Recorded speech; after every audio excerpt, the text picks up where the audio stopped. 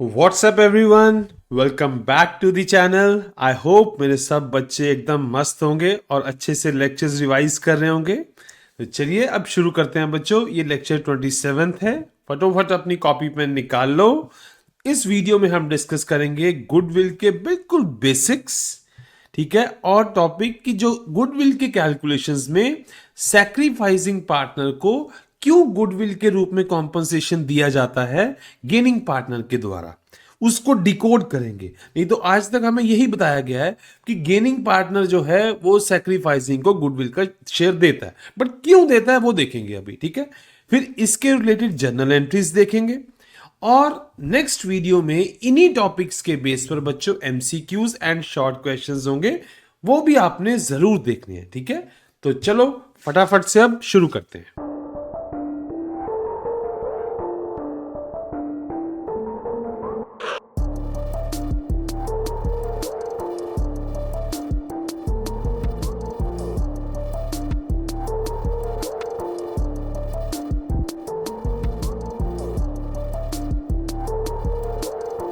बच्चों सबसे पहला क्वेश्चन कि गुडविल का रोल कब आता है, ठीक है। क्योंकि नॉर्मल रूटीन की ट्रांजैक्शंस में, डेली ट्रांजैक्शंस में आपको गुडविल कहीं पे दिखाई नहीं देगी मोस्टली, ना ही उसका रोल आएगा, ना ही कोई उसकी जर्नल एंट्रीज हो रही होंगी, ठीक है।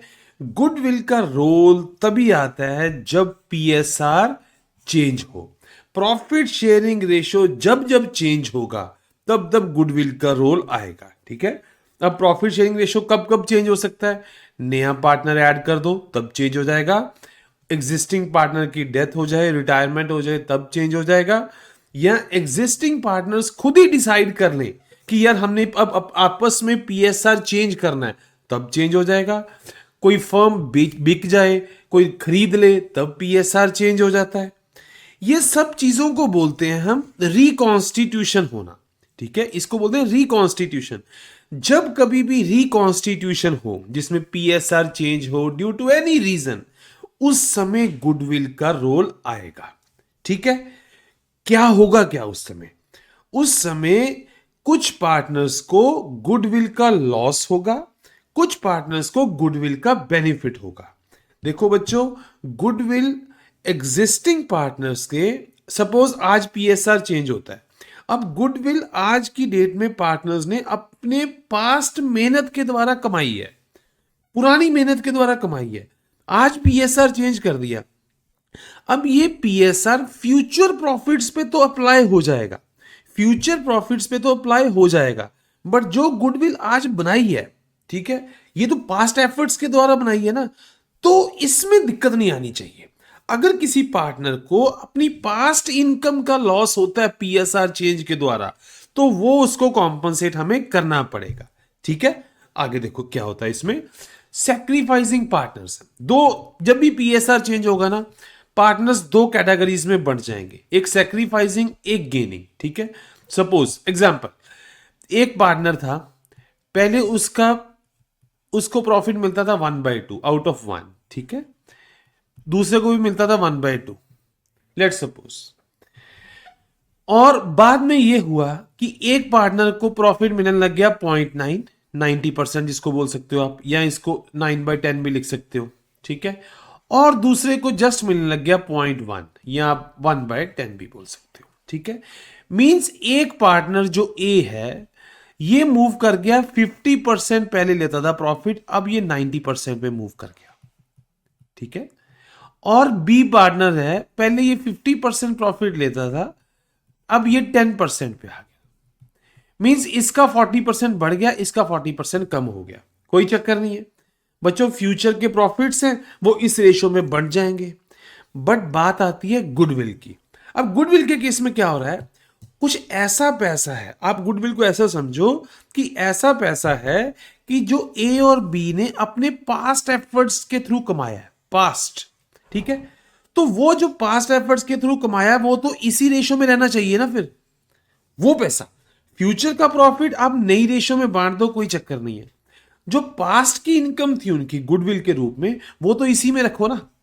तो इस वजह से बच्चों कॉम्पनसेट करना पड़ता है कि जिसको घाटा हो रहा होगा गुडविल का, उसको पूरा करा जाएगा घाटा किसके द्वारा, जिसको फायदा हो रहा होगा, ताकि गुडविल के पर्पज से ये एक लेवल पे आ जाए। ठीक है, देखो द एग्जिस्टिंग पार्टनर, ये मैं वही चीज अब यहां पे रिटर्न में है, the existing partners are the ones who have built the firm's goodwill over the years. ठीक है, because of this goodwill they have now earning higher profits. ठीक है ना, which are shared among them in the old profit sharing ratio. Whenever PSR changes due to any reason, the old ratio partners, पुराने वाली ratio वाले, ठीक है, share of extra profit due to goodwill changes, उनका goodwill का share change होगा। As a result some partners may get higher profit goodwill में, ये गुडविल में है। ठीक है, गुडविल का उनको प्रॉफिट हो जाएगा और किसी को गुडविल का लॉस हो जाएगा। ठीक है, तो वेन दी प्रॉफिट, जब एक बार फिर से, जब भी पीएसआर चेंज होगा किसी को लॉस होगा गुडविल का और किसी को गेन होगा गुडविल का। To maintain the fairness, to maintain the fairness goodwill को इक्वलाइज करना पड़ेगा, जिसको जितना घाटा हुआ उसको उतना पूरा करके देना पड़ेगा। ठीक है, for example suppose PSR change से पहले ए का गुडविल था, लेट सपोज ए को गुडविल का शेयर था 40 के, बी को गुडविल का शेयर था 60 के, फॉर एग्जाम्पल टोटल था 1 लाख गुडविल मान लो। ठीक है, ये था गुडविल। जब पीएसआर चेंज हो गया तो ए के पास आ गया लेट सपोज 20 के, पीएसआर चेंज होने के बाद गुडविल का शेयर। ठीक है, और बी के पास चला गया 80 के, रहा 1 लाख ही, चाहे पीएसआर चेंज हो गया। तो ए को 20,000 का लॉस हो गया और बी को 20,000 का बेनिफिट हो गया। तो फिर क्या करना पड़ेगा बी को, B is the gaining partner, 20 के उसको ए को देना पड़ेगा, ताकि जब 20 के दे देंगे तो ये फिर अपनी पुरानी वैल्यूज पे आ जाएंगे। ये काम करना पड़ेगा टू मेंटेन दी फेयरनेस। क्यों, पीएसआर चेंज जो है, जो नई पीएसआर है वो फ्यूचर प्रॉफिट्स पे लगेगा, जो पुरानी कमाई जा चुकी गुडविल है उस पे पुरानी रेशो ही चलेगी। ठीक है, तो इस वजह से इनको ये पूरा करके देना पड़ेगा। ठीक है बच्चों, आई होप आपको ये चीज अच्छे से समझ आई होगी। आगे आप एक छोटी सी और एग्जांपल देखो। सपोज ए का शेयर ऑफ गुडविल है 1 लाख, बी का शेयर है 50,000, टोटल गुडविल आ गया 1.5 लाख। पीएसआर चेंज होने के बाद ए का बन गया 80,000 गुडविल का शेयर और बी का बन गया 70,000 का। ठीक है, तो ए को घाटा हो गया, बी को बेनिफिट हो गया। तो टू मेंटेन द ट्रांसपेरेंसी, तो ए को जो जिसको घाटा हुआ है उसको कॉम्पनसेट करना पड़ेगा बी के द्वारा जिसको बेनिफिट हुआ है। ठीक है, in short the amount of goodwill lost by a partner is compensated so their goodwill share remains equal to the original value. ठीक है, the goodwill gained by another partner is adjusted so their share also equals the original value। ठीक है बच्चों, this is why goodwill is always compensated in the sacrifice or gain ratio। बच्चों देखो ये क्या कहना चाह रहा है, ये कहना चाह रहा है कि सपोज ए पार्टनर है ए, ठीक है, इसको पहले मिलता था प्रॉफिट लेट सपोज 1/4, 1/4 से ये मूव कर गया 1/2 पे, 25% से आ गया 50% में। ठीक है, तो इसमें इसका चेंज कितना आया होगा बच्चों, अब अपन चेंज करके देखें कि इसको कितना चेंज मिला, इसको कितना बेनिफिट मिला बच्चों, 2/8, इसको मिला 1/4 का प्लस। सेम बी, जो बी था, बी को पहले मिलता था बच्चों 3/4 लेट सपोज। ठीक है, तो बी को भी इतने ही लॉस हुआ, अगर ये 50% पे आ गया ना तो बी भी 3/4 से 1/2 पे आ गया, तो बी को लॉस कितना हुआ बच्चों चेक करो, जितना उसको बेनिफिट हुआ उतना बी को लॉस हुआ। 3 - 2 6 -4 2/8 1/4, मतलब इनको उतना जितना उसको लॉस हुआ उतना उसको प्रॉफिट हुआ। ठीक है, तो गुडविल का शेयर अब इनमें इक्वल बटेगा, मतलब उसको हमने पुरानी रेशो में ही देना पड़ेगा पुराने का। ठीक है, अब देखो इसकी कैलकुलेशन क्या होगी, मैं आपको कैलकुलेशन करके बताता हूं। देखो अब लेट सपोज गुडविल था इस केस में 1 लाख। ठीक है, अब सैक्रिफाइसिंग रेशो कितना आ गया, देखो सैक्रिफाइसिंग रेशो कितना आ गया, ए ने कितना सैक्रिफाइस करा, एक बार बच्चों फिर से एग्जांपल देके आपको निकाल के बताते हैं। ठीक है, देखो एक बच्चों मैं आपको एग्जांपल देके समझाता हूं। ठीक है, ये देखो सपोज करो लेट्स सपोज 3 पार्टनर्स हैं, ए और बी है, ठीक है। इस समय ये गुडविल का शेयर इनका इक्वल है 1:1 में। मान लो गुडविल है बच्चों 1 लाख, लेट्स सपोज 1 लाख। तो ए का शेयर कितना है 50,000, उसमें बी का शेयर कितना है 50,000। सपोज इन्होंने एक सी को एडमिट करा, सपोज सी को इन्होंने एडमिट करा और सी को इन्होंने बच्चों शेयर दे दिया, और final profit loss sharing ratio क्या बन गया देखो। मान लो ए रेशो बी रेशो सी क्या बन गया बच्चों 1:1:1 इक्वल, ठीक है। तो अब ए कितना पे आ गया देखो, ए कितने पे आ गया 1/3। मींस ए जो है वो मूव कर गया 1/2 टू 1/3। ए को कितना लॉस हो गया बच्चों, चेक करो। 1/2 माइनस 1/3 इज इक्वल्स टू 1/6। ये ए को लॉस हो गया, ठीक है। अच्छा बी को क्या हुआ बच्चों, चेक करो। बी को देखे 1/2 टू 1/3, बी को भी 1/6 का लॉस हो गया, ठीक है। और सी को क्या हुआ, सी पहले 0 पे था, अब कितने पे आ गया 1/3 का। तो 1/3 का इसको गेन हो गया, ठीक है।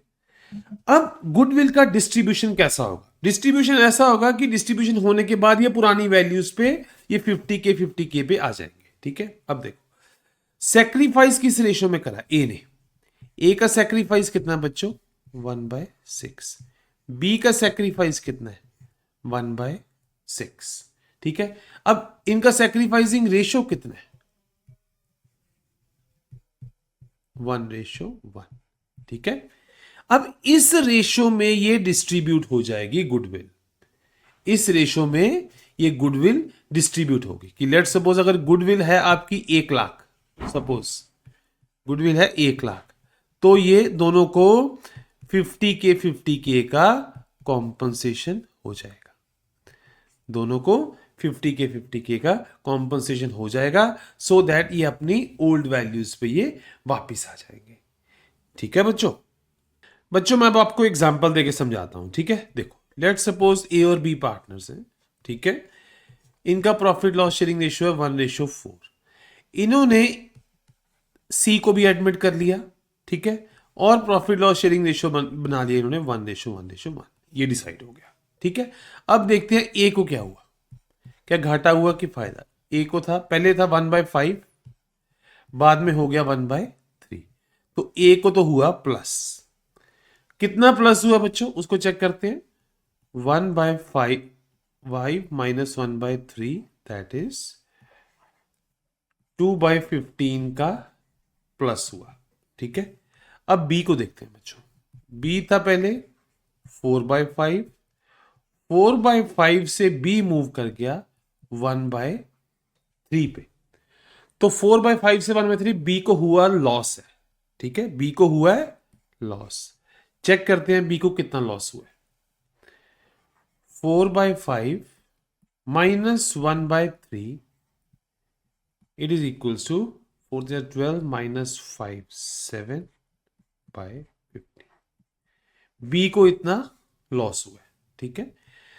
सी को, सी पहले कितना था 0 पे, अब पहुंच गया 1/3 पे, तो सी को कितना हुआ है 1/3 का गेन हुआ है।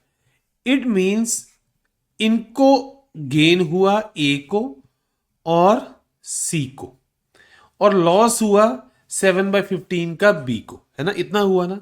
तो अब होगा क्या, अब गुडविल के रूप में ए और सी को बी को कॉम्पनसेट करना पड़ेगा, ठीक है। अब मान लो सी गुडविल के रूप में पैसा लेके आता है, लेट सपोज 10,000, इतना बंदा था इसका, ये अपना 1/3 शेयर के अकॉर्डिंग लाएगा ना, तो ये पहले तो इसको देगा, सी लेके आया, बी को लॉस हुआ, इसने बी को दिया, पर अभी बी का पूरा नहीं हुआ होगा, क्यों, ये 1/3 ही हुआ है ना कंप्लीट, तो बी को तो अभी और करना है पूरा, तो बी का कितना रह गया होगा 7/15 माइनस 1/3, 21 माइनस 15, 6/15 इंटू 3, 2/15। अभी 2/15 और पेंडिंग है, वो 2/15 फिर ए के कैपिटल अकाउंट से निकलेगा। ठीक है, तो जब ये सारी सेटलमेंट हो जाएगी, सारी सेटलमेंट हो जाएगी, तो फाइनली ए बी सी के पास पुरानी वाली गुडविल की वैल्यू आ जाएगी, जितनी 1:4 के टाइम्स थी। सी के पास 0 हो जाएगी, ए के पास जितनी आने की वो सब आ जाएगी। ठीक है, तो इस तरीके से बच्चों कैलकुलेशन होगी। ठीक है, चलो अब हम आगे देखते हैं क्या है। For example, suppose A's share of goodwill is 1 lakh, B का 50,000. After a change in PSR, A becomes 80, B becomes 70. To nullify this effect, B should give 20 to A. ठीक है, ये तो बिल्कुल क्लियर हो गया, अब आपको पता लग गया। In short, the amount of goodwill lost by a partner is compensated so their goodwill share remains equal to the original value. The goodwill gained by another partner is adjusted so their share also equals to the original value. ठीक है, this is why goodwill is always compensated in the sacrifice or gain ratio.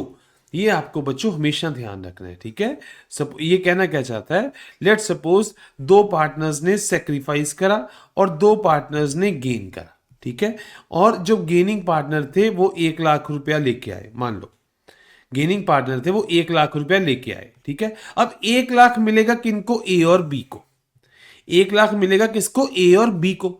अब ए और B को 1 lakh distribute किस में होगा, क्या old PSR में, ये किस में, भाई जिन्होंने जितना सैक्रिफाइस करा है, ए का सैक्रिफाइस निकालो, बी का सैक्रिफाइस निकालो, उसकी रेशियो चेक कर लो, उस रेशियो में ये 1 लाख बटेगा। ये कहना चाहता है। ठीक है, कि जो भी गुडविल का शेयर है, सैक्रिफाइसिंग पार्टनर्स अपने में किस रेशियो में बांटते हैं, जिस रेशियो में इन्होंने सैक्रिफाइस करा है उस रेशियो में ये बंटेगा।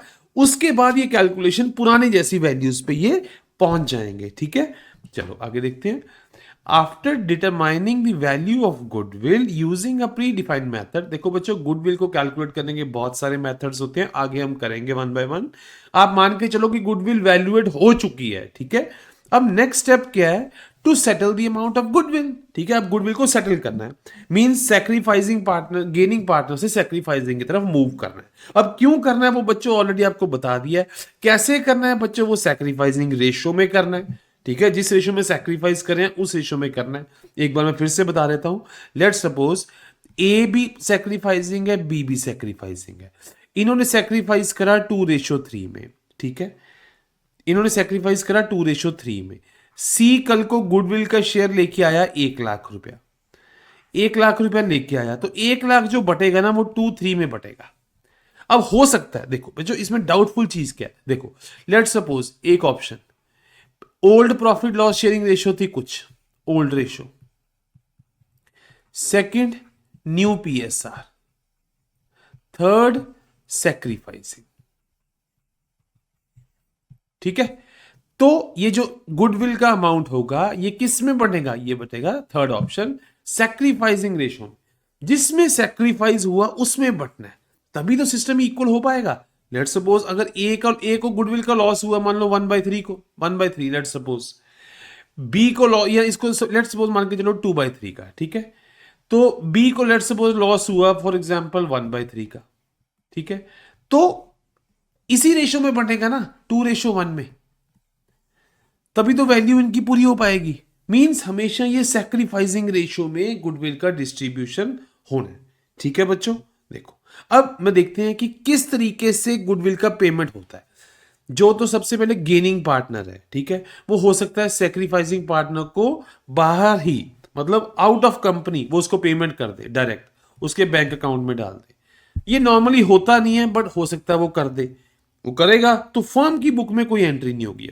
क्यों, क्योंकि उसने फर्म को तो पैसा नहीं दिया ना। अगर तो गेनिंग पार्टनर फर्म को पैसा देता है कि भाई ये लो पैसा गुडविल का, आप सैक्रिफाइसिंग को दे दो, फिर तो फर्म की बुक्स में एंट्रीज होंगी। ठीक है, अब उसने फर्म को तो पैसा दिया ही नहीं कोई, उसने सीधा सैक्रिफाइसिंग पार्टनर को दे दिया, तो इस केस में फर्म की बुक्स में कोई एंट्री नहीं होगी। ओके, नेक्स्ट केस प्रैक्टिकल, वो फर्म को पैसा देगा। वो क्या करेगा, जितना उसका गुडविल का शेयर बनता है ना, वो शेयर कितना बनेगा, जितना उसने गेन करा है, जितना उसका गुडविल का शेयर बनता है वो फर्म के बैंक के खाते में डालेगा। बैंक अकाउंट खाते में डालेगा तो बैंक अकाउंट क्या होगा, डेबिट। फर्म को इनकम होगी, एक तरह से इनकम होगी, तो जो हम रिकॉर्ड करेंगे जो नॉमिनल अकाउंट में देखो पहले रिकॉर्डिंग करनी पड़ती है ना, पहले रिकॉग्निशन ऑफ ट्रांजैक्शन होगा, तो जो नॉमिनल अकाउंट क्रिएट करोगे उसका क्रेडिट बैलेंस आएगा। बच्चों ये बिल्कुल बेसिक है, बताने की जरूरत नहीं कि अगर एक्सपेंस है, अगर एक्सपेंस है, कोई खर्चा है, तो नॉमिनल अकाउंट का डेबिट बैलेंस आता है। अगर कोई इनकम है तो नॉमिनल अकाउंट का क्रेडिट बैलेंस आता है। ठीक है ना, अब ये फर्म को इनकम होगी एक तरह से, तो नॉमिनल अकाउंट का ये क्रेडिट बैलेंस आ गया। ठीक है, bank account debit to premium for goodwill account credit, ये एंट्री होगी। अब आपको ये ट्रांसफर करनी है, जो सेक्रीफाइस करा है पैसा जब तक उसके खाते में नहीं आएगा, मीन उसके कैपिटल अकाउंट में नहीं आएगा, तो कोई बेनिफिट नहीं है। ठीक है, तो फिर आप क्या करोगे, इसको, इस अकाउंट को क्लोज कर दोगे। इस अकाउंट को क्लोज करने के लिए आप ट्रांसफर एंट्री डालेंगे ना, इसको डेबिट कर दिया और इसको उठा के आप ले गए to sacrificing partner credit account, उसको क्रेडिट कर दिया। देखो कैपिटल अकाउंट का क्रेडिट बैलेंस होता है, वो आपने और बढ़ा दिया, क्रेडिट बैलेंस बढ़ गया तो पार्टनर को बेनिफिट मिल गया। ये मेथड बच्चों नॉर्मली यूज होता है। ठीक है, एक थर्ड केस में आपको और बताता हूं, वो क्या है कि जिसमें पार्शियल पेमेंट होती है। पार्शियल पेमेंट का मतलब ये है कि गेनिंग पार्टनर पूरे का पूरा जो जितना उसको गुडविल का गेन हुआ है ना, उतना पैसा बैंक में नहीं डालता, वो उधारी करता है, वो चालाकी मारता है। ठीक है, सपोज सैक्रिफाइसिंग पार्टनर को मिलने था 10,000, जिसने सैक्रिफाइस करा उसको मिलना था 10,000। गेनिंग पार्टनर ने होशियारी मारी, उसने सिर्फ फर्म के खाते में 5,000 डाला बस। तो क्या आएगा, एंट्रीज क्या होंगी, देखो पहले तो 5,000 की एंट्री कर दें, 5,000 की एंट्री कर दें, बैंक अकाउंट को डेबिट कर दिया, प्रीमियम फॉर गुडविल अकाउंट को क्रेडिट कर दिया।